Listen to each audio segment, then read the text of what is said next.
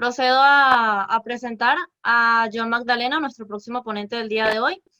Él es politólogo, egresado de la Universidad Central de Venezuela, magíster en Ciencia Política de la Universidad Simón Bolívar, especialista en análisis de datos de Ciencias Sociales de la UCB, profesor del IESA, de la UCAP, así como también de la UCB. Y al igual que es director de la consultora Polity. Él va a ser nuestro segundo ponente del día de hoy, que aunado a la ponencia del profesor Leonel Alfonso Ferrer, nos va a terminar de dar un panorama en este primer día de nuestro foro, el panorama político de cara a las elecciones parlamentarias pautadas para el 6 de diciembre del 2020. Buenas tardes, John. Bueno, buenas tardes a todos. Muchas gracias por la invitación. ¿Se escucha bien? Sí. Bien, es una presentación de la que no creo me dé chance para mostrar todas las láminas, pero sí por lo menos me gustaría clarificar algunos conceptos centrales que tienen que ver con el tan discutido pero poco comprendido tema de las transiciones a la democracia. Una parlamentaria como la que está planteada para diciembre, obviamente no es la coyuntura propicia para estimular una transición a la democracia, no solo por las precarias condiciones y garantías que le han sido otorgadas a la oposición, sino también, y por aquí quiero arrancar, repito, sino también, es decir, incluyo las precarias condiciones y garantías, y agrego otras, sino también por las escasas capacidades organizativas que ha logrado, entre comillas, desarrollar la dirección política opositora al día de hoy. Es decir, quiero arrancar con esta reflexión. Una transición a la democracia no depende solo ni exclusivamente de las concesiones que hace el régimen autoritario. Es la mayor parte de los regímenes que experimentan transiciones a la democracia, allí donde esto ocurre. La mayor parte de los regímenes no democráticos que experimentan transiciones son regímenes autoritarios. Bueno, muy bien. Eso no solo ocurre por concesiones de algunos factores de poder de la coalición dominante, sino también porque la oposición logra desarrollar capacidades organizativas, capacidades de articulación social y política, capacidades de agregación de intereses, logra desarrollar capacidades tales como para plantearle no solo en el terreno externo, exterior, sino también en el plano doméstico, logra desarrollar, insisto, capacidades como para plantearle dilemas estratégicos y, desde luego, dificultades sistémicas al régimen autoritario. Así que arranco por acá. Por eso diría algunas pocas cosas respecto de las parlamentarias y más me interesa el día de hoy intentar comprender por qué se han planteado tales garantías y condiciones precarias para la parlamentaria y por qué, si no hay un cambio en la estrategia, alguna adaptación en la estrategia, algún ajuste significativo, no cosmético, en la estrategia de la oposición, va a seguir siendo poco probable que en el corto plazo se produzca una transición. Así que quisiera clarificar tres cosas para empezar. La primera, ¿en qué contexto se escriben las parlamentarias que vamos a ver en diciembre de este año? No tengo ninguna pena con hablar de elecciones en general, porque hay elecciones competitivas, hay elecciones semicompetitivas y hay elecciones no competitivas. Esto de evadir, llamarles elecciones, me parece un truco retórico en lo esencial. Repito, hay elecciones competitivas, semicompetitivas y no competitivas.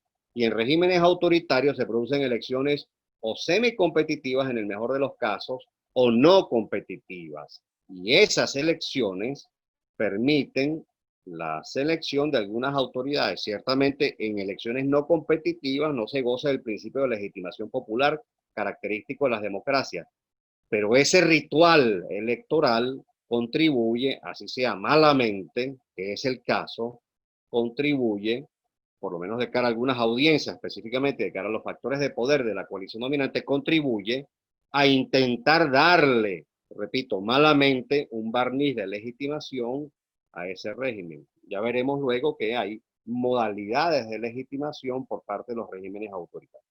Si yo tuviera que hacer un ejercicio para figurarme escenarios de aquí al año 2021, les propondría la siguiente matriz de escenario. Este fue un ejercicio que fue hecho desde finales de 2017 y presentado por primera vez a unos cuantos de mis clientes en 2018, principios de 2018.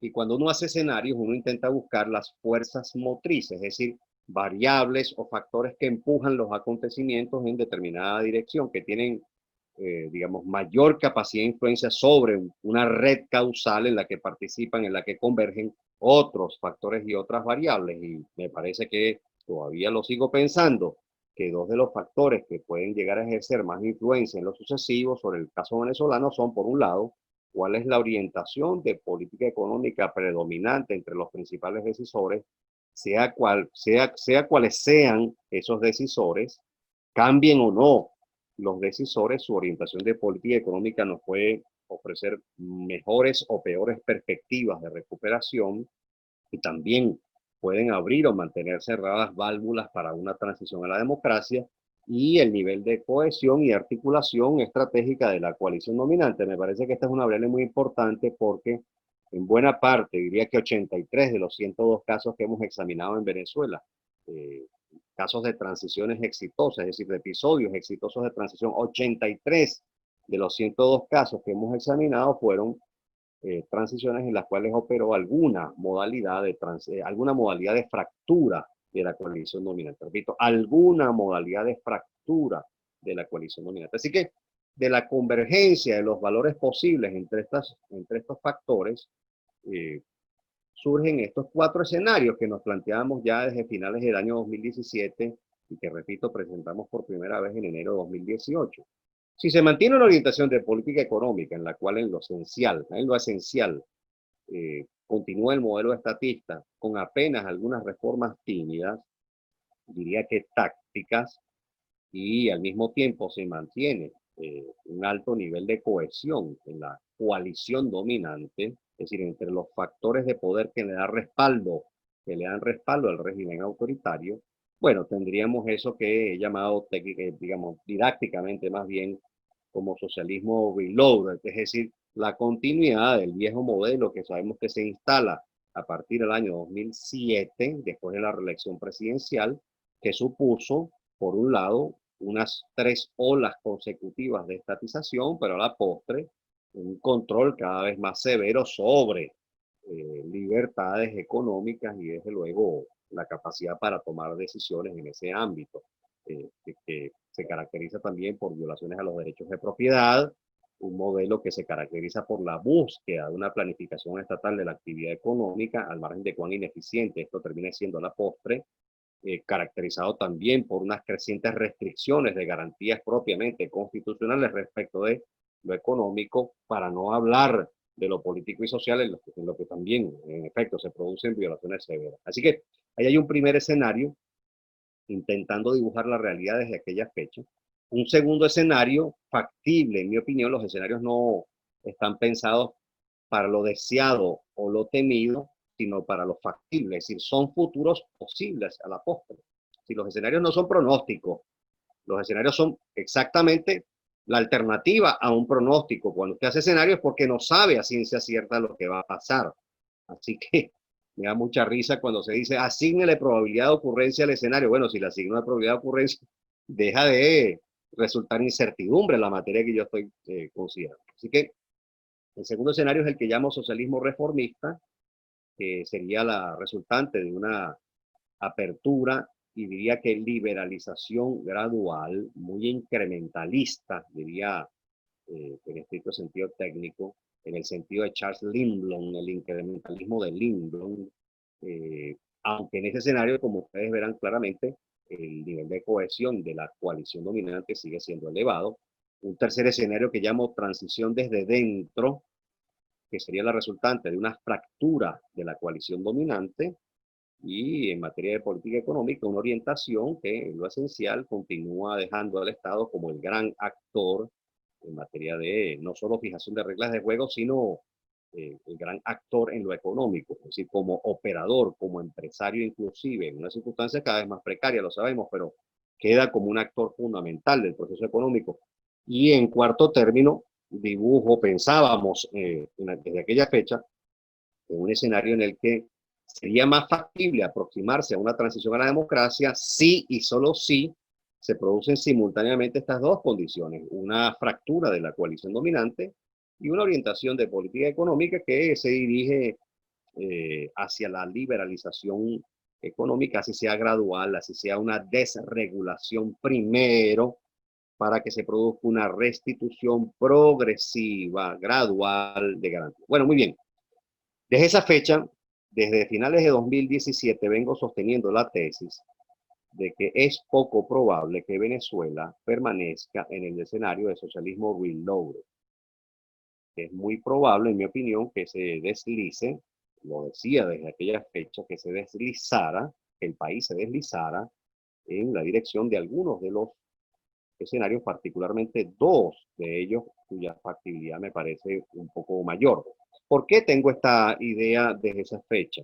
No estoy pensando que la transición está a la vuelta de la esquina, lo advierto para no elevar expectativas incorrectas, pero sí me parecía claro desde aquella fecha que el Estado y que el régimen político debía desplazarse en la dirección de otro escenario. Bueno, lo pensaba por tres razones. Primero, porque el modelo se revelaba como económica y financieramente inviable, no ya para la sociedad, no ya para sectores de la oposición, sino para factores de la coalición dominante. El concepto de coalición dominante es muy importante para comprender que todo régimen autoritario se sostiene, al margen de que no goce de legitimación popular como ocurre en las democracias, se sostiene gracias a la conformación de una coalición, sea explícita o tácita, sea pública en el caso de algunos factores, o sea, un poco más invisible, una coalición que sí le da respaldo al régimen autoritario, y ese respaldo equivale a un consentimiento. Así que los regímenes autoritarios, hay que clarificarlo, gozan de algún tipo de legitimación, no es la legitimación popular, es decir, típicamente mayoritaria, de la que sí gozan los regímenes democráticos, pero sí gozan de algún tipo de consentimiento, porque ya hace muchos años, desde la década de los 50, el mismo Seymour Martin Lipset, un investigador legendario, un sociólogo político, había distinguido entre los tipos de legitimación que se le otorgan a regímenes políticos, es decir, la legitimación que otorga una mayoría popular, la legitimación que otorga contar con el respaldo de sectores importantes de la Fuerza Armada, del mismo modo que la legitimación que le otorga a un régimen político, a eso me refiero, contar con el respaldo de los empresarios o de un sector importante del mundo empresarial. Bueno, muy bien, lo que quiero decir con esta primera razón es que el modelo, tal y como se planteó en Venezuela, desde el lado del régimen autoritario, se venía y ha quedado cada vez más nítidamente clarificado en los últimos 2 años, en donde han arreciado las sanciones en materia comercial y financiera con especial impacto en el sector petrolero. El modelo es inviable crecientemente para factores de la coalición dominante, ya no solo para la sociedad o para la oposición. En segundo término, las presiones internacionales, eso que los internacionalistas me han enseñado, que se conoce en el mundo de hoy como la diplomacia coercitiva, tiene un impacto ulterior sobre las bases de respaldo y la conformación de la coalición dominante que le da soporte al régimen autoritario. Y en tercer lugar, esto configura un clima propicio para el aumento del número de socios insatisfechos de la coalición dominante, es decir, el conjunto de socios, sean nacionales o internacionales, que le dan respaldo al régimen autoritario. Quiero decir que por estas tres razones, por la creciente inviabilidad económica y financiera del modelo, en segundo lugar, por la creciente presión internacional, las sanciones llegaron para quedarse. En Venezuela las sanciones internacionales llegaron para quedarse. Difícilmente haya un levantamiento total de las sanciones en el corto plazo. Y quizá lo que pueda verse a partir de algún momento es una negociación en torno a un levantamiento gradual, progresivo, que en todo caso será susceptible de negociación a cambio de la restitución de garantías violadas por parte del régimen político. Bien, así que esto me llevaba en aquella fecha a pensar que se planteaba un dilema estratégico muy importante al régimen autoritario. digamos, un Estado que empieza a recibir cada vez menos divisas, cada vez un ingreso más pequeño en divisas, podía estar tentado a implementar un conjunto de reformas económicas que desregulara la economía con el objeto de incrementar su volumen de ingresos, o en el caso de que eso no se hiciera, en el caso de que no se avanzara en la dirección de algunas reformas de tipo económico, repito, eso podía crear las condiciones para una amenaza real, que en el plano doméstico, sería una fractura interna.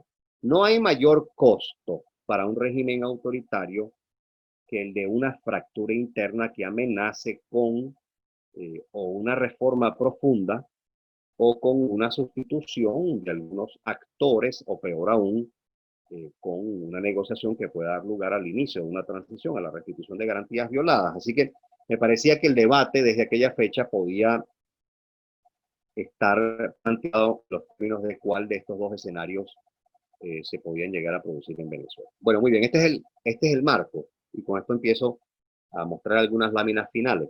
Este es el marco en el que se producen las elecciones parlamentarias.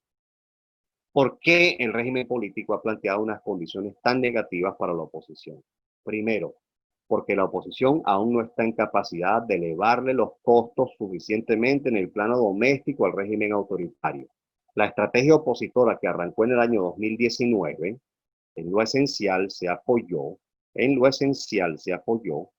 en el respaldo de los factores externos, los factores externos que obtiene como consecuencia de su no participación en la presidencial del año 2018.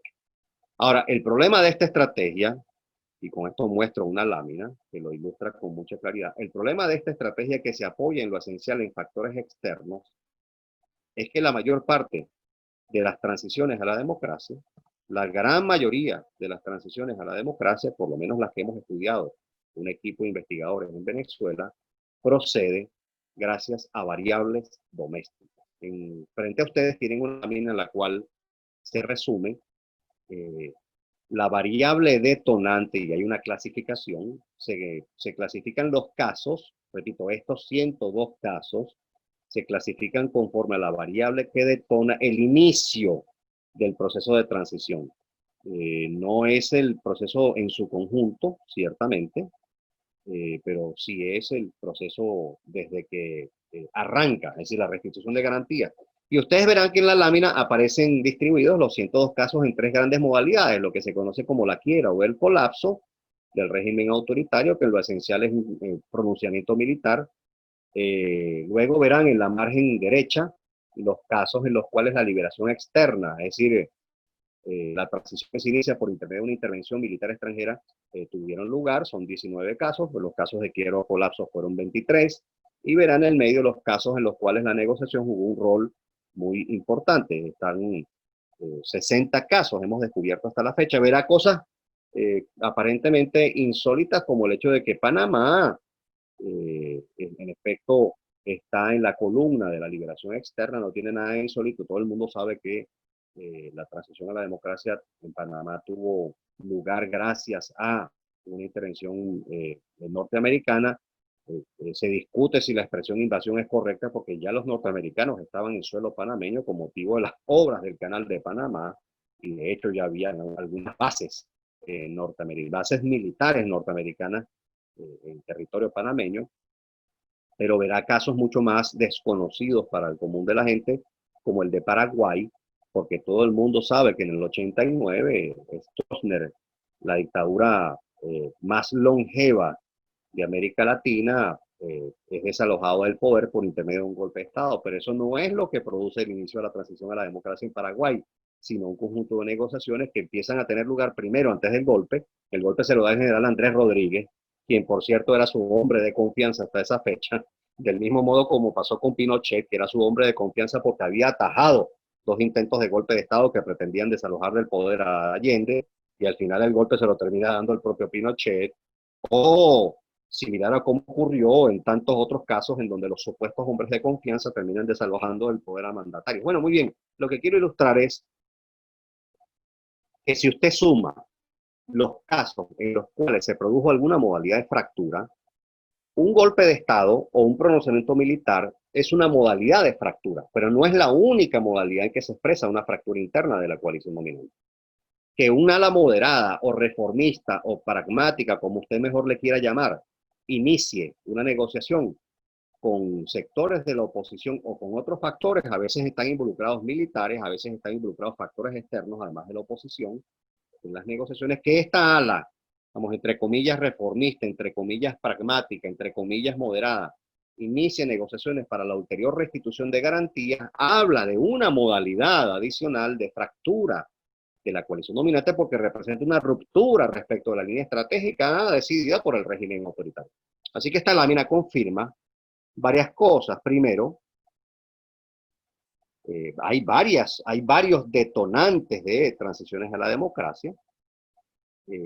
No son los únicos los que aparecen acá, por cierto, porque si discriminamos más detalladamente las transiciones que tienen lugar por intermedio de las negociaciones, veremos que en algunas de ellas la elección semicompetitiva fue importante para detonar el inicio de la transición, del mismo modo que veremos eso que la literatura llama como uprisings, es decir, levantamientos populares que contaban con un importante nivel de organización política y social y que condujeron a transiciones a la democracia. Es decir, podríamos ser más finos incluso en la descripción de los detonantes, pero aquí hay una buena aproximación, una aproximación didáctica para que se entienda de qué modo las transiciones a la democracia se inician. Ahora mire usted el caso de América Latina y el Caribe.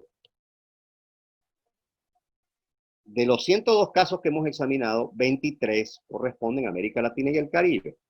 Mire usted la distribución de los casos de transición a la democracia conforme a las modalidades por las cuales tiene lugar, es decir, las variables detonantes por las cuales se inicia la transición a la democracia. Bien, el hecho de que una modalidad sea más recurrente, como en efecto queda claro con la modalidad de la transición negociada o pactada, no significa que esa es la que se va a producir en su país. Las transiciones a la democracia son altamente contextuales e indeterminadas. Pronosticar primero cuándo va a arrancar una transición a la democracia y mucho más difícil lo es cuando usted quiere intentar hacer una perspectiva acerca de cuál es la modalidad por intermedio de la cual eso va a tener lugar. Eso es muy complejo. Pero sí es bueno y útil para el debate público tener una idea de un panorama global lo más exhaustivo posible, gracias al análisis comparado, que le permita tener en mente un repertorio de opciones estratégicas posibles. Un repertorio de opciones estratégicas posibles. Un hallazgo, y con esto cierro para algunos comentarios finales, un hallazgo muy importante para nosotros a lo largo de la investigación, pues saber primero que las fracturas de las coaliciones dominantes son mucho más frecuentes de lo que nos imaginamos intuitivamente. De los 102 casos, en el 63% se produjo una fractura de la coalición dominante y más aún la transición se inicia estimulada desde factores de la coalición dominante. Segundo, nos pareció muy relevante hallar que los procesos de movilización que son genuinamente masivos y organizados, están presentes en el 63% de las transiciones que tuvieron éxito, de los 102 casos que examinamos. Además de los casos que les presenté, donde hay 60, donde las negociaciones tuvieron un papel muy relevante, hay algunas más en donde se produjeron, pero no tuvieron éxito. De aquí la contabilidad de esta tercera barra. Sumamos las negociaciones de las que tenemos noticias no fueron exitosas.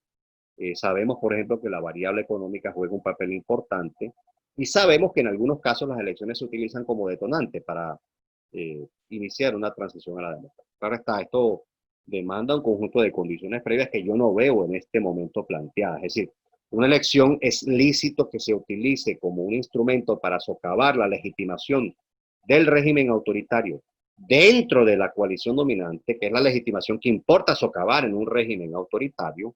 Repito, hay casos en los que esto ha ocurrido, pero eso demanda una coordinación estratégica muy elevada entre factores de oposición, demanda un acuerdo estratégico básico entre los principales factores, entre los factores con mayor relevancia política, demanda que se hayan preparado previamente, no solo de cara a las tareas político-electorales, sino para preparar la movilización social que típicamente se requiere cuando existe la amenaza de un fraude masivo, demanda involucrar a muchos sectores sociales y no solo a los partidos políticos de oposición, es decir, demanda involucrar, incorporar a una coalición cada vez más atractiva a sectores sindicales, a sectores empresariales, a medios de comunicación y periodistas, al sector universitario, incluyendo estudiantes universitarios, demanda incorporar a las autoridades, a los profesores, a gremios profesionales, demanda incorporar a movimientos sociales, a ONG, es decir, cuando usted quiera utilizar la elección como un instrumento para intentar detonar una crisis de legitimación, que es a donde conduce esto,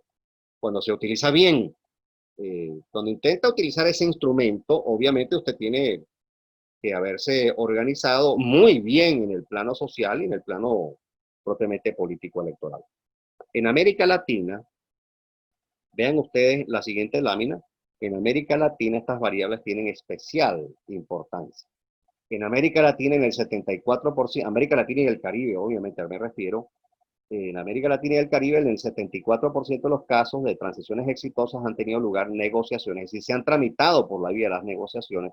Repito, esto no sirve para pronosticar lo que va a pasar en Venezuela, pero sí le puede ofrecer una buena panorámica, una panorámica exhaustiva de cómo se han tramitado un conjunto elevado, un número elevado de casos de transición. Vea usted que en América Latina el comportamiento de la variable económica juega un papel mucho más importante. No es una variable directa, por lo regular tiene incidencias indirectas, juega el papel de variable interviniente del proceso de transición, no es típicamente la detonante. Y al mismo tiempo usted ve que en el 70% de los casos, la transición en América Latina y el Caribe, la transición a la democracia, ha arrancado desde factores de la coalición dominante. Es decir, se produce una fractura interna, el divorcio de agendas de intereses, y luego se ha producido la fractura. No me diga que en América Latina, no me diga que en Venezuela, por la razón que fuera, no me diga que la coalición dominante es monolítica. No me diga eso porque es una imprecisión. No me diga que no hay intereses diversos en el seno de la coalición dominante porque comunica que no se conocen las dinámicas internas de la coalición dominante. En la coalición dominante en Venezuela hay no menos de 7 grupos de poder, con agendas de intereses divergentes en algunos casos. El asunto es que tienen un nivel de arreglo para objetivos estratégicos globales que les permite coexistir incluso pese a las diferencias que existen especialmente entre algunos de esos grupos de poder. Ve usted que en América Latina y el Caribe, en el 61% de los casos, las protestas jugaron un papel muy importante en la tramitación de la transición. Vea usted que en América Latina y el Caribe, en los 23 casos analizados, la elección fue utilizada como un instrumento para intentar detonar una crisis de legitimación del régimen autoritario. Déjeme explicárselo de esta manera para que usted lo comprenda y con esto cierre. Unas consideraciones finales y cierre. ¿Ve usted la lámina que aparece acá? El título de esta lámina dice el proceso de una transición política hacia la democracia según Juan Lins. El maestro Juan Lins, un sociólogo político germano-español de mucha envergadura. Le voy a rogar a alguien que me diga si se ve bien esta lámina para poder continuar. Esta lámina es muy importante y es el cierre de mi presentación antes de algunas consideraciones finales. Vamos a leer, aparentemente sí se ve, me dice acá. Muy bien, muchas gracias. La gran interrogante que tenemos que hacernos, al margen de la estrategia que se utilice de cara a la parlamentaria, quiero que por un momento nos salgamos de la parlamentaria y pensemos en general en cómo facilitar las condiciones que nos permiten elevar la probabilidad de una transición a la democracia. ¿Cómo? ¿Cómo? La pregunta que muy poca gente responde con seriedad. ¿Cómo? Muy bien, si no participamos, ¿qué hacemos? ¿Qué hacemos? Si participamos, ¿qué hacemos? Es decir, ¿cómo? ¿Cómo es la mecánica para socavar las bases de respaldo de un régimen autoritario? Bueno, muy bien. Son 4 los desafíos que nosotros tenemos por delante. 4, no 1, 4. Primero, para que se pueda hablar de una transición a la democracia, tiene que iniciarse un proceso de disolución del régimen autoritario. Lo repito, para que no quede duda alguna, si no se inicia el proceso de disolución del régimen autoritario, el socavamiento de sus bases de respaldo, ya sabemos que un régimen autoritario hegemónico como el que hay en Venezuela no goza de legitimación popular. Eso ya lo sabemos. Y sin embargo, el régimen no se ha caído por esa razón. Así que hace falta algo más para que se produzca un avance en la dirección de una transición a la democracia. Bueno, muy bien. Para permitir la transición a la democracia, usted tiene que contribuir más seriamente a la disolución del régimen autoritario. Segundo reto que tenemos por delante. Una transición a la democracia se inicia con una restitución de garantías violadas, de garantías constitucionales. ¿Cuáles son típicamente las garantías que un régimen autoritario viola? Libertades civiles y derechos políticos, económicos y sociales. Típicamente esas son las violaciones más severas que suelen cometer regímenes autoritarios.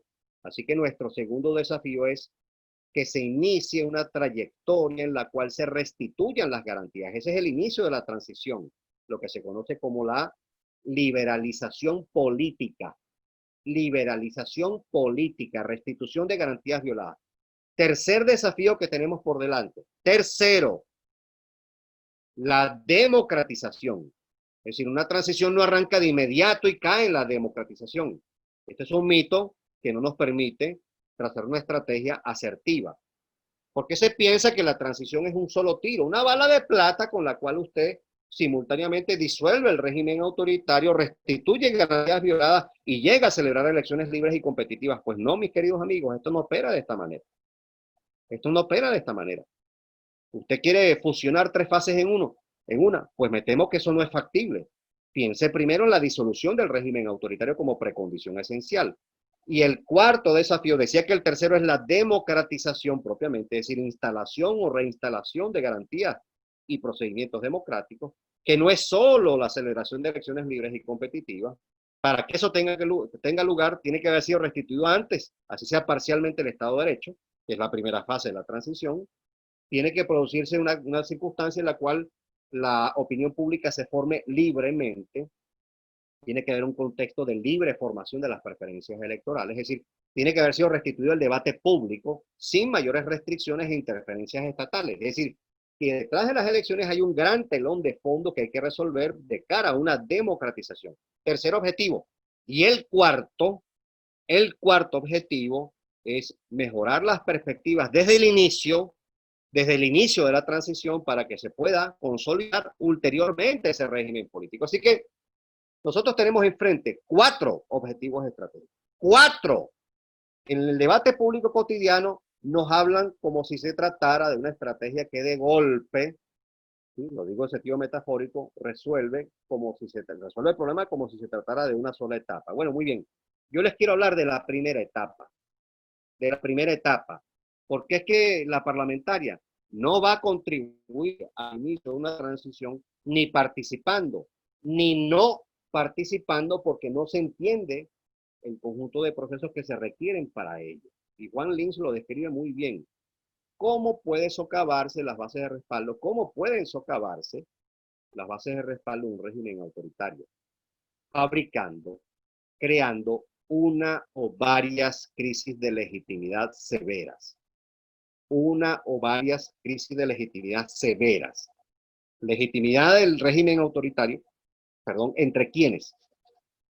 Entre los factores de poder que le dan respaldo. Así de complejo es una transición a la democracia. Así de compleja es. Si usted le quitó el respaldo popular, pero no ha generado contradicciones significativas dentro de la coalición dominante, usted todavía no está en capacidad de contribuir a la disolución del régimen autoritario. Y cuando se le preguntaba a Linz, bueno, maestro, ¿y cómo contribuimos a una crisis de legitimidad del régimen autoritario? Él planteaba, tienen que estar presentes simultáneamente 3 factores. Yo separo 2 componentes que aparecían en el tercer factor que mencionaba, y de allí esta lámina en la cual aparecen 4 factores. El primer factor con el cual se requiere contar para producir una crisis de legitimación severa del régimen autoritario es que tiene que aumentar el número de socios insatisfechos de la coalición dominante. ¿Y por qué habría de tener lugar esto? Porque el desempeño del sistema, a partir de algún momento, empieza a perjudicar, me refiero obviamente a los casos exitosos de transición posterior, en algún momento el desempeño del sistema perjudica las agendas de intereses de algunos factores de poder de la coalición dominante. Así que este es el primer elemento, componente que tendría que estar presente Sí, en efecto, la estrategia quiere contribuir a una erosión de la legitimidad del régimen autoritario. El segundo es que en efecto tiene que ser afectada la capacidad del régimen para limitar el pluralismo. Dicho de manera más sencilla y didáctica, hay que contribuir a que cada nueva violación de garantía alguna por parte del régimen autoritario tenga crecientes costos. Y eso solo se resuelve con un importante nivel de organización social y política y un importante nivel de coordinación estratégica entre los actores. Es decir, si los actores de oposición, los diversos sectores, trazan estrategias alternativas y mutuamente competitivas y hasta contradictorias, la probabilidad de que usted pueda fabricar una crisis de legitimación del régimen autoritario es menor. Este es el problema y el desafío que tenemos de cara a la parlamentaria. No hay un acuerdo estratégico básico de cara a la parlamentaria acerca de qué hacer para socavar las bases de respaldo. Porque una cosa es que no cuente con legitimación de parte de la comunidad internacional o de una parte de ella, y otra cosa muy distinta es que ese respaldo exterior ofrecido por múltiples naciones a la oposición se traduzca en la variable detonante del inicio de una transición. No, mi querido amigo, los factores externos están en capacidad de producir una transición a la democracia sí y solo si se produce una intervención militar extranjera. Y en los 19 casos que les acabo de mostrar, 11 corresponden a la Segunda Guerra Mundial. 11 corresponden a la Segunda Guerra Mundial. Y en los otros 8 casos, apenas hay 2 excepciones en las que no hubo conflicto armado previo que se presentara antes de la intervención militar. Dicho de otra manera, ignoro yo si esta es una modalidad que se va a producir o no, se va a presentar o no en Venezuela, pero es claro que es una modalidad por la cual se produce la transición con una relativa baja probabilidad de ocurrencia. A medida que pasa el tiempo, tiene menor probabilidad de ocurrencia. ¿Se puede producir? Yo lo ignoro, yo no estoy en capacidad de pronosticar la eventual transición en Venezuela. Lo que sí sé es que esa modalidad tiene baja probabilidad de ocurrencia. Las sanciones internacionales que restringen en efecto el margen de maniobra de un régimen autoritario, que en efecto le plantean dilemas estratégicos, que en efecto en el caso venezolano han contribuido a reducir el volumen de ingresos en divisas disponibles por parte del Estado, no están en capacidad de operar como variable detonante. Así que el segundo factor es tiene que erosionarse de forma cada vez más eficiente la capacidad del régimen para poder limitar la expansión del pluralismo, es decir, para elevar los costos por las violaciones de garantía. El tercer factor es que tienen que incrementarse los umbrales de movilización, y usted comprenderá cuán complejo es esto en el medio de la pandemia, y el componente que yo separo del tercer factor que mencionaba Lins es los costos de la represión tienen que ser enormes para la coalición dominante. Pues muy bien, vea usted esta lámina, comprenderá rápidamente que los 4 factores están interconectados entre sí. Los 4 factores están interconectados entre sí. Esto configura, para decirlo didácticamente, Juan Lins nunca lo expresó así, pero esto configura lo que yo llamo el circuito de Lins. El circuito de Lins. El problema, mis queridos amigos, es que cuando usted quiere empujar en la dirección de una transición a la democracia, no sabe de antemano cuántas rondas tiene que jugar el circuito de Lins. No lo sabe. No sabe si son 2 o 3 o 4 rondas, o 5, 6, 7, 8, o 9, 10. Usted no sabe cuántas rondas tiene que jugar el circuito, un circuito para hacer que estén presentes simultáneamente los 4 factores. Si no están presentes los 4 simultáneamente, no hay crisis de legitimación del régimen autoritario. Por tanto, usted requiere 2 cosas. Como usted no sabe de antemano cuántas rondas tiene que jugar el circuito de Lins, usted requiere 2 cosas. 2 cosas vitales. Primero, un acuerdo estratégico básico acerca de cómo utilizar cada coyuntura, no solo electoral, sino política, social o económica o internacional. ¿Sí? Un acuerdo básico, y en Venezuela no hay tal acuerdo a la fecha. Segunda cosa que requiere estimular a la población para que pueda contribuir con su movilización, allí donde sea factible y de la manera que sea factible. Movilización no es solo protesta, querido amigo, movilización es articulación y agregación de intereses, bueno, para que pueda en efecto la población desarrollar eso que se conoce como will to fight, como voluntad de lucha.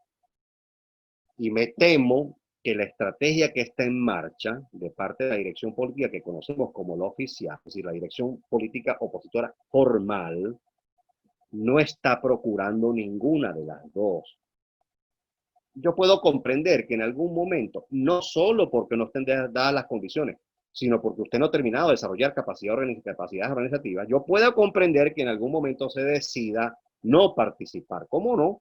Ahora, usted tiene que dar respuesta estratégica acerca de la ruta que va a seguir para socavar las bases de respaldo del régimen autoritario, particularmente entre los factores de poder que le dan soporte. Si esa pregunta no está respondida, al margen de que usted participe o no, si esa pregunta, repito, no está respondida, entonces usted no tiene claridad sobre la estrategia. Y este es el drama, y con este comentario cierro, este es el drama de Venezuela hoy. El gobierno está logrando el objetivo de fragmentar a la oposición política de cara a la parlamentaria. Primero. Segundo, el gobierno está apuntando a configurar una nueva constelación de actores de oposición. Y frente a esa pretensión, no hay tampoco alguna reflexión conjunta en el seno de la oposición política. Tercero, la oposición desde 2017 se ha negado sistemáticamente a participar en elecciones, cosa que puede ser comprensible siempre y cuando usted esté intentando desarrollar capacidades para tomar ese hito crítico en algún momento de forma tal de que pueda socavar las bases de respaldo del régimen autoritario, que pueda plantearle un dilema estratégico. Son 37 los casos, y le muestro la lámina muy rápidamente, son 37 los casos en los cuales se ha producido una transición gracias a la utilización de alguna consulta electoral. 37, es decir, no estamos hablando pendejada, no estamos hablando paja. Es decir, estamos hablando de 30, ahí los tiene frente a usted, 37 casos en los que se utilizó deliberadamente la elección para intentar detonar una crisis de legitimación. Esa es la utilidad de la elección de cara a un régimen competitivo. Obviamente, esto demanda lo que les decía antes, demanda un acuerdo estratégico básico que no existe al día de hoy, demanda una preparación suficiente, exhaustiva en materia social y política, incluyendo las tareas electorales, demanda una organización muy importante, muy disciplinada para la protesta. La protesta tiene que ser organizada y masiva, y nada de esto, que son precondiciones que han estado presentes en esos 37 casos de los que estamos hablando, nada de esto existe en Venezuela hoy. Es decir que, en estricto sentido, usted tampoco podría echar mano, si quisiera, tampoco podría echar mano del instrumento de la participación electoral para crear una crisis de legitimación. Así que el drama, y con esto cierro, el drama de la oposición en Venezuela hoy es, por un lado, que no ha habido una estrategia que procure el mayor acuerdo estratégico entre los factores que la habitan, los diversos factores de oposición. No estoy hablando de los factores de la llamada mesita, estoy hablando de una división honda que hay en este momento entre los partidos agrupados en el llamado G4 a partir del día de ayer con el documento que circuló, el llamado G27, y otros factores que no están entre los que han negociado con el gobierno en la mesita, vamos a decir una suerte de tercera vía que se estaría creando, que no están de acuerdo con la estrategia de la continuidad administrativa. Entre otras cosas porque argumentan, y en parte me parece que tienen razón, argumentan que esa estrategia no tiene viabilidad política futura, que esa estrategia conduce, por un lado, a la mayor persecución por parte del régimen autoritario, pero, que puede conducir a la cárcel, que puede representar amenazas crecientes, no solo para Guaidó, sino también para los parlamentarios, y que eventualmente podría obligarles a salir al exilio. Y la idea de un gobierno desde el exilio, que ya es crecientemente simbólico en el plano interno, porque tiene baja capacidad de ejecutoria en lo doméstico, obviamente estaría sometido a mayores complicaciones desde el exterior.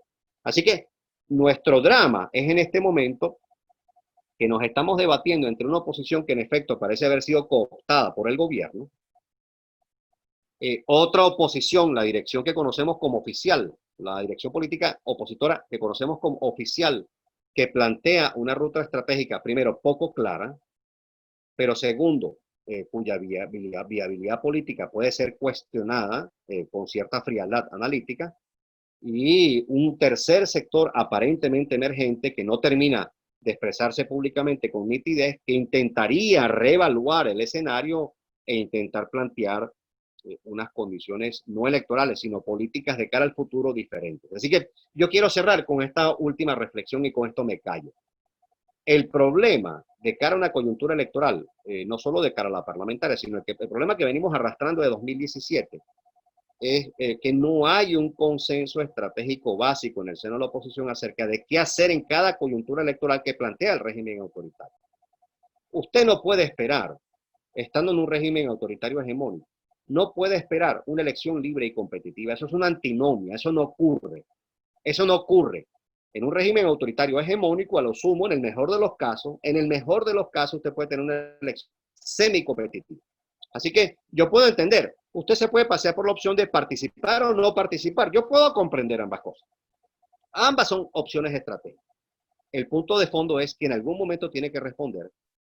Si no puede lograr el golpe de Estado exitoso, porque ya lo probó y se ha fracasado en ese intento en varias oportunidades, si la intención de promover una eventual intervención militar extranjera, que es otro disparador que se registra en la historia de transiciones a la democracia, no es factible porque los actores que lo acometerían le han dicho que no tienen disposición para hacerlo, y si la negociación en el corto plazo no puede ofrecer unas mejoras significativas en términos de las condiciones de la competencia electoral, en algún momento usted va a tener que retomar la vía electoral. Quizá no va a ser de cara a la parlamentaria, porque ya están las peores condiciones planteadas, incluyendo, repito, la precariedad de sus capacidades organizativas, las de la oposición.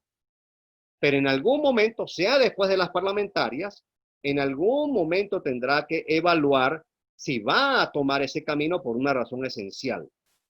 ¿Cuál es su principal fuente de poder? ¿Cuál es la principal fuente de poder de la oposición? Como decía mi predecesor, el ponente que me precedió, lo decía muy correctamente, usted no tiene el control de las armas. Por tanto, ese no es un territorio en el que usted le convenga localizar la disputa. Usted no tiene el control de factores externos para tramitar una intervención militar extranjera. Esa agenda no depende de usted. Usted no dispone del poder para usted solo fracturar a la coalición dominante. Tiene que hacer un conjunto de operaciones políticas para elevar esa probabilidad. Por cierto, que para que ello sea factible, por cierto hay que recordarlo, usted tiene que disminuir los costos de salida de algunos factores de la coalición dominante. Así como se lo estoy diciendo, reducir los costos de salida de algunos factores, porque de lo contrario no se produce la fractura. Al tiempo que se elevan los costos de la represión, tiene que elevarse simultáneamente los incentivos a algunos factores de poder, que por cierto no necesariamente están en el alto gobierno. Las negociaciones no solo se celebran siempre entre la oposición y el alto gobierno. A veces se celebran entre la oposición, factores externos y otros factores de la coalición dominante distintos a los que están representados en el alto gobierno. Así que la reflexión que yo quiero hacer es, ¿cuál es su fuente de poder? Su fuente de poder potencial es la gente. Usted se ha preparado durante 1 o 2 años para organizar a la gente, para movilizarla masivamente. Erika Chenoweth y María Estefan establecieron en un libro en el año 2011 por qué la resistencia civil funciona, que el umbral a partir del cual una movilización, un proceso de movilización tiene mayor impacto y eficacia es del 3.5% de la población. Ese es el umbral, 3.5% de la población. No es una marcha de 10.000 personas, es una operación que movilice, repito, no solo a la calle, sino en términos de opinión pública nacional e internacional, que los articule a cerca de 1 millón de personas. 1 millón de personas. Es decir, usted quiere pensar en una movilización más eficaz, tiene que coordinar, articular, agregar los intereses de no menos de 1 millón de personas. Y en algún momento, sé que de cara a la parlamentaria no es muy buena ocasión, en algún momento tendrá que plantearse si participar o no en una elección, porque es que el régimen político no le va a mejorar las condiciones electorales. Más pesan en muchos casos sus capacidades organizativas que propiamente las condiciones que provee el régimen autoritario. Yo paro hasta acá, les agradezco mucho la paciencia y la atención y obviamente estoy abierto a comentarios, preguntas, observaciones, interrogantes que puedan tener.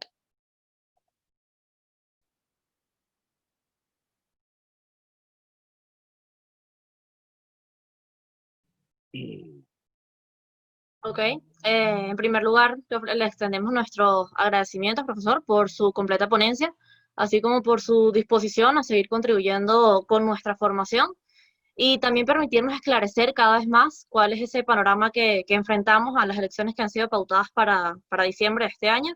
Y no solo quedarnos ahí, sino también indagar un poco más sobre realmente qué implica para la política venezolana todo este movimiento, si se le puede llamar de alguna forma. Eh, Quedan abiertos el chat para las preguntas, mientras van escribiendo sus preguntas para allá para que el profesor las responda. Les recuerdo que el día de mañana continuamos con las ponencias. Mañana contaremos con la presencia del profesor Carlos Luna, así como con el consultor y estratego político Amaury Modollón.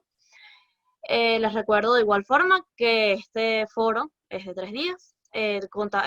Al final de ellos se les va a extender un certificado de participación a quienes hayan estado presentes en las 3 ponencias. Y bueno, quedamos abiertos a sus preguntas para que sean respondidas por el profesor. Bueno, muy bien. Supongo que son las que aparecen en el chat, ¿no es así? Sí, comenzamos por acá, vamos a buscarlas con... La de Beatriz Romero es la primera que yo Ajá, veo, ¿es correcto?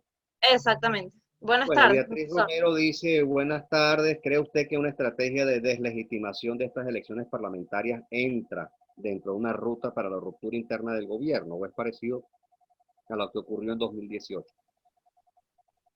Yo diría que peor que 2018, mi querida amiga, por tanto no creo que independientemente de lo que termine ocurriendo, si me preguntan al día de hoy, les diría, si me preguntan un pronóstico, un escenario eventual, diría que al día de hoy es mucho más probable que el oficialismo obtenga una mayoría parlamentaria, estemos claros. Es decir, en un clima de fragmentación creciente de la oposición, en donde un sector va a participar y otro no, obviamente lo más probable es que el oficialismo se haga de una mayoría parlamentaria. Podemos decir, esa no es una elección legítima, no es libre ni competitiva, pero la pregunta que hay que hacerse es a un régimen autoritario hegemónico, para un régimen autoritario hegemónico eh, es un obstáculo insalvable la inexistencia de una elección libre y competitiva. Estoy pensando en la supervivencia del régimen autoritario hegemónico. Bueno, muy bien, tenemos 3 años presenciando cómo la no participación no conduce a una disolución del régimen autoritario. Y lo digo con absoluta humildad, es decir, para invitar a la reflexión. Repito, puedo entender que en algún momento no se participe de cara a una elección, porque esa es una función de las condiciones políticas y electorales que están planteadas, y al mismo tiempo de las capacidades organizativas con las cuales la oposición percibe que va a encarar esa coyuntura. Pero lo cierto del caso es que desde 2017 hasta la fecha, recuerden ustedes que la primera vez que se propuso no participar fue en la elección de alcaldes de diciembre de 2017, desde esa fecha hasta hoy no hay una señal evidente de disolución del régimen autoritario. Lo que hay que comprender, mi querido amigo, y lo remarcaba en mi intervención, lo que hay que comprender es lo siguiente. Un régimen autoritario hegemónico goza de otro tipo de legitimación que el que provee una elección en una democracia. Un régimen autoritario hegemónico se apoya, se soporta en factores, en el consentimiento que le otorgan factores de poder, típicamente factores de las Fuerzas Armadas, factores de los cuerpos de seguridad del Estado, factores del mundo empresarial, factores políticos y propiamente partidistas, factores sociales. Esos son los factores que integran la coalición dominante que hay en Venezuela. Así que la pregunta es cómo socavar esas bases de respaldo. ¿Cómo plantear un escenario en el cual las contradicciones entre esos factores sean cada vez mayores? ¿Cómo? Y la respuesta es muy clara, y Linz lo advierte. Y hasta el propio Robert Dahl en la poliarquía en los años 70 ya lo decía. Por un lado, usted tiene que elevar los costos de la represión y por otro lado, tiene que hacer que los costos de la tolerancia para la oposición se reduzcan. Dicho de forma más didáctica, reducir los costos de salida para algunos factores de poder. Esa operación, en mi opinión, está muy cruda, es incompleta y no se comprende. Es decir, parece que hay algunos sectores de oposición que creen que esto es una cuestión de coraje, de voluntad, de determinación. No, amigo, esto es un problema de inteligencia estratégica en lo esencial, de inteligencia estratégica colectiva. Usted quiere facilitar las condiciones en las que se produce una fractura de la coalición dominante, tiene que proveerle incentivos y garantías a algunos factores de poder que le dan soporte al régimen autoritario. De lo contrario, no se produce la fractura. Porque habrían de fracturarse si usted no ofrece nada, si usted no provee nada, porque habrían de fracturarse si los costos de salida son muy elevados para ellos. Así que me temo que, para responder su pregunta, Beatriz, me temo que con lo que está planteado para la parlamentaria de este año, no hay posibilidad alguna de fracturar la coalición. Mire lo que está ocurriendo exactamente al revés. La fractura se está produciendo en el seno de la oposición. Entonces, hay una gran incomprensión sobre cómo se producen las transiciones a la democracia. Voy con la siguiente pregunta. Sí, vamos a continuar con la pregunta de Josué Mujica, que su pregunta es: buenas tardes, profesor. ¿Cree usted que sería un error que toda la oposición venezolana no fuese a las elecciones parlamentarias, dejando un terreno como el del 2005? Bueno, lo decía antes, lo más grave de lo que ha ocurrido, mire, voy a contarles una historia, porque las historias captan mucho más que las razones técnicas. En 2018, el Frente Amplio me contrató un trabajo, el Frente Amplio. Ese trabajo era un trabajo muy específico, era conformar un think tank, un tanque pensante de profesionales, un equipo multidisciplinario para pensar en escenarios. Es un poco lo que yo hago en mi vida profesional de forma cotidiana, para corporaciones, empresas y para políticos. Cuando los políticos escuchan, porque este es un problema serio que hay en Venezuela, no suelen escuchar. Pero bueno, no me voy a detener en estos detalles. Y el Frente Amplio nos contrata ese trabajo, por cierto, por un monto modestísimo, porque queríamos contribuir con la búsqueda de una solución. Tengo idea, un trabajo de mes y medio, 2 meses. Es decir, era mi contribución al país. Y como los de todos los que participaron ahí, que había gente de primer nivel. Y en efecto, evaluamos escenario. Y nos paseamos por el escenario de que se llamara a participar y nos paseamos por el escenario de que se llamara a no participar. En ambos casos, para nosotros, era una estrategia dominante organizarse social y políticamente mejor, incluyendo organizarse bien para la protesta, de forma tal que en ambos casos, en ambos escenarios, le sugerimos al Frente Amplio que había que movilizar masivamente. Masivamente. Si usted no participaba, tenía que movilizarse para documentar el proceso, en nuestra opinión. Tenía que colocar testigos y miembros de mesa para documentar el proceso. Así no participar, ese es otro asunto. Para documentar las irregularidades, para documentar el proceso en su conjunto. Incluso sugerimos algunas tareas de organización para hacer veeduría del evento electoral en los diversos centros de votación. Es decir, una red de veedores, periodistas, por ejemplo, periodismo ciudadano, que hiciera seguimiento a los puntos rojos, al comportamiento al interior de los centros o a la salida de los centros de votación, así que se documentara el proceso y que la gente estuviera en las calles. Es decir, en nuestra opinión había que preparar una movilización masiva para ambos casos. Y en el caso de participar, obviamente, había que preparar una movilización masiva porque usted siempre debe prepararse para la eventualidad de una manipulación de las reglas de juego por parte del régimen autoritario si decide participar en una elección, del mismo modo como se tiene que preparar para la eventualidad de un fraude masivo. Y recomendamos algunas cuantas cosas para que se preparara la oposición. Lo más grave, en mi opinión, que viene ocurriendo desde esa fecha hasta el día de hoy, es que no se sigue la recomendación de prepararse para la movilización masiva. No se sigue la recomendación de mejorar los niveles de organización social y política. No se sigue la recomendación de mejorar los niveles de coordinación estratégica entre actores sociales y políticos de oposición. No se sigue la recomendación de facilitar las condiciones en las que se puede llegar a un acuerdo estratégico esencial. No se sigue la recomendación en torno a la cual la coalición alternativa, la que agrupa a los sectores de oposición, debe ser lo más atractiva e incluyente posible. Esas recomendaciones no se siguen. Así que el problema no es tanto participar o no, es que usted no desarrolla capacidades organizativas para encarar cualquier escenario, haga lo que haga. Es que no está en capacidad de elevar los costos al régimen autoritario. Así que este es nuestro drama. Entonces, lo que se debate hoy no es tanto si se va o no a la parlamentaria. Lo que se debate hoy, puertas adentro en la oposición, es cuándo se arranca esa tarea de organización política y social para poder encarar, se haga lo que se haga, se participe o no de cara a un futuro evento electoral, se haga lo que se haga para poder aprovecharlo. Porque lo que es claro es que, sea que participes o no participes, si no te organizas para elevarle el costo al régimen autoritario, eso no va a tener mayor efecto. Eso va a tener efecto, en el caso nuestro de no participar, va a tener efecto de cara a la comunidad internacional. Mi querido amigo, convénzase de esto. Los factores externos no suelen ser las variables detonantes de los procesos de transición a la democracia, salvo, como se los he demostrado hoy, cuando se producen intervenciones militares extranjeras.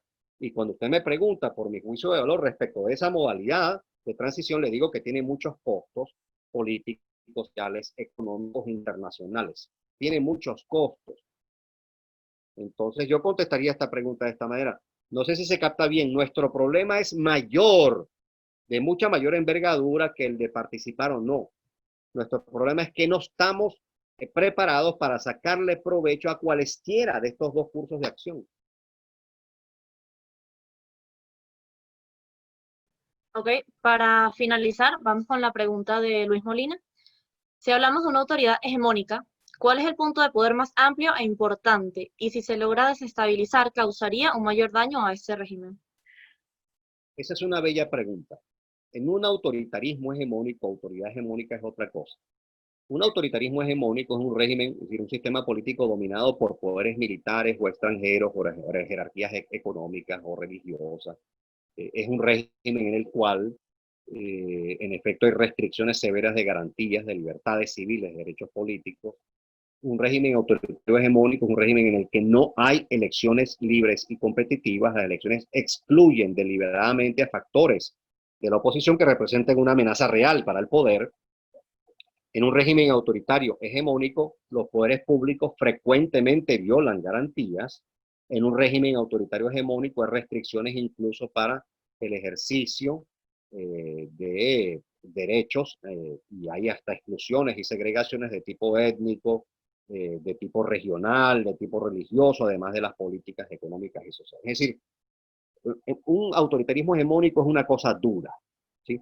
Yo puedo entender que en la conversación cotidiana se entienda más fácilmente dictadura, la expresión dictadura, pero en mi modesta opinión, si queremos una caracterización politológica lo más precisa posible, repito, técnicamente hablando, si queremos una caracterización politológica lo más precisa posible, pues bien, la columna vertebral de lo que tenemos en Venezuela es un autoritarismo hegemónico. Esta es la definición más exacta conforme a la literatura politológica más reciente, es decir, de hace unos 20 años para acá, aunque ya se habla, por cierto, de régimen autoritario desde la década de los 70. Juan Linz, Guillermo O'Donnell son dos ejemplos muy concretos de politólogos que tempranamente, ya en aquella fecha, empezaron a sustituir la expresión dictadura por régimen autoritario. Muy bien, todo esto para decirles cuáles son los centros de gravedad de un régimen autoritario hegemónico, que es el fondo de la pregunta. ¿Sobre qué se soporta? ¿Sobre qué se apoya un régimen autoritario hegemónico? Bueno, en el caso venezolano, obviamente, factores o sectores de la Fuerza Armada son un centro de gravedad muy importante, pero no es el único. Los poderes públicos son otro centro de gravedad u otros centros de gravedad muy importantes del autoritarismo hegemónico venezolano. Hay sectores empresariales que le dan respaldo al autoritarismo hegemónico venezolano, por lo regular de forma tácita y no muy pública. Ahí tiene usted el caso de Alex Saab, pero también tiene el caso de Wilmer Ruperti, que está sujeto en este momento a una investigación como resultado de las restricciones que habían impuesto las sanciones internacionales y que él violó.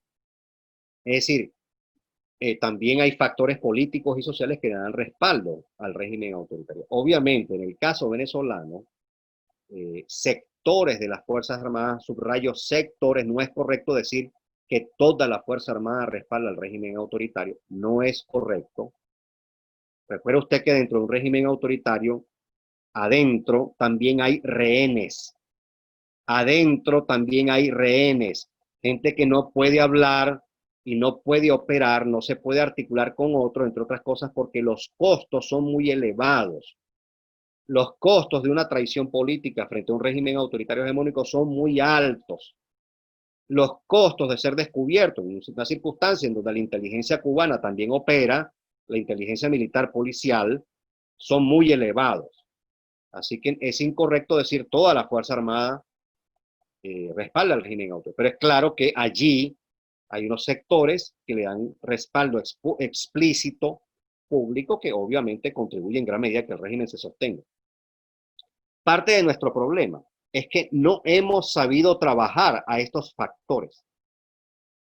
Primero, nuestro discurso generaliza todos esos factores.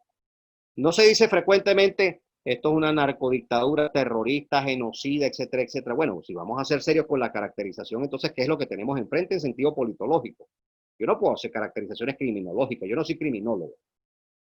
Pero lo que tiene enfrente es una coalición heterogénea en donde hay diversas agendas de intereses y esto no parece estar presente en la estrategia opositora. No hay un tratamiento de parte de la oposición que discrimine entre factores que en una situación límite puedan convertirse en cooperadores del resto, de los que sí respaldarían al régimen autoritario hasta el final. La estrategia opositora no parece discriminar esto. La estrategia opositora generaliza a toda la coalición como un bloque monolítico. Esto es inexacto. No les acabo de mostrar que en América Latina en el 74% de los casos la transición arranca por una fractura interna. ¿Y usted cree que eso no es posible en Venezuela? No es posible porque no se crean las condiciones. Si se obrara en la dirección de crear condiciones, quizás se aumentara la probabilidad de ocurrencia de ese escenario. Así que la pregunta es muy importante porque atiende a cuáles son los centros de gravedad. Bueno, muy bien. Mi reflexión es que hemos trabajado muy mal algunos de los centros de gravedad. Nuestra estrategia no ha estado destinada a socavar esas bases de respaldo que le otorgan esos factores de poder. Antes bien, por el contrario, examinen lo que viene pasando desde 2017 hasta la fecha. Parece que los estamos cohesionando más bien. Parece que los estamos uniendo, que les estamos elevando los costos de salida, que estamos más bien propiciando una circunstancia para que sus acuerdos estratégicos sean mucho mayores que las diferencias que hay entre agendas de interés. Entonces la reflexión de fondo es, de vuelta, desde el plano doméstico, ¿qué puede hacerse para elevar los costos de la represión y disminuir los costos de la tolerancia? O lo que es lo mismo, disminuir los costos de salida de algunos factores de poder. Bueno, yo creo que replantearse toda la estrategia. Si los venezolanos no somos integrados a la estrategia opositora, la probabilidad de elevar los costos al régimen autoritario y de reducir los costos de salida de algunos factores de poder es mucho menor. Así que la pregunta es muy importante y la agradezco. Bueno, con eso estaríamos finalizando nuestro foro por el día de hoy. Nuevamente le extendemos nuestra gratitud. A la orden Profesor, siempre de ustedes. A la orden siempre. gracias por siempre estar a nuestra disposición. Y bueno, muchachos, les recuerdo que estaremos continuando con nuestras ponencias el día de mañana y el día miércoles, que sería la última. Y nada, la invitación es para seguirnos encontrando y seguirnos formando cada vez por un mejor futuro. Muchísimas gracias. Que estén bien y tengan feliz noche. Igualmente.